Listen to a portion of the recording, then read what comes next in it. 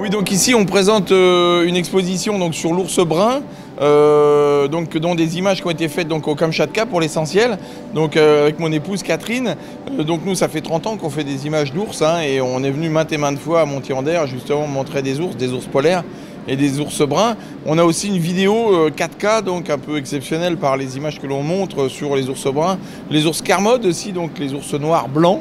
Donc des images assez originales, donc avec une qualité aussi maintenant de très très haut niveau, avec notre partenaire Sony. Donc voilà, c'est tout un ensemble autour de l'ours et en relation, en association avec Michel Bassompierre, donc qui est certainement l'un des plus grands sculpteurs animaliers français, donc qui travaille sur l'ours aussi. L'animal, pour moi, l'ours, c'est un animal qui est tout à fait exceptionnel par les liens qu'il a avec l'homme. D'ailleurs, c'était le sujet de mon dernier livre, L'ours, l'autre de l'homme, parce qu'il y a eu des relations très intenses depuis 400 000 ans, peut-être plus. Et donc, c'est vrai que l'ours, on peut l'étudier pour des problèmes d'anthropologie, des problèmes d'adaptation, et c'est d'ailleurs le sujet de Fort comme un ours.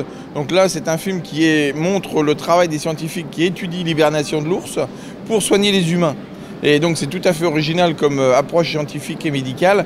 Et donc ce qu'on a voulu montrer dans Fort comme un ours.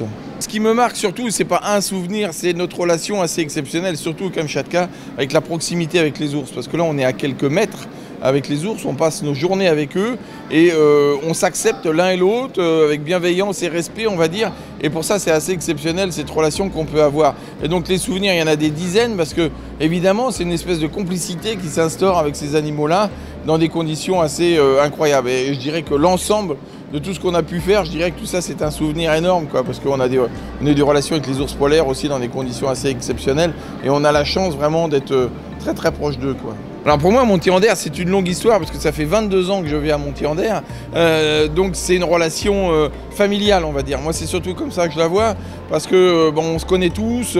Je connais évidemment très bien les organisateurs, Régis, Maud et beaucoup de bénévoles. Et donc c'est vraiment une relation familiale. Et quand on vient chaque année, bah, c'est retourner auprès de la famille et c'est vraiment ça qui est absolument exceptionnel dans ce festival. Il y a évidemment beaucoup de visiteurs et pour nous, c'est extraordinaire pour montrer notre travail à un maximum de gens. Mais c'est aussi cette relation avec l'organisation et tous les autres photographes. Et vraiment, c'est ça qui fait le lien, je dirais, très fort du Festival de Montier-en-Der.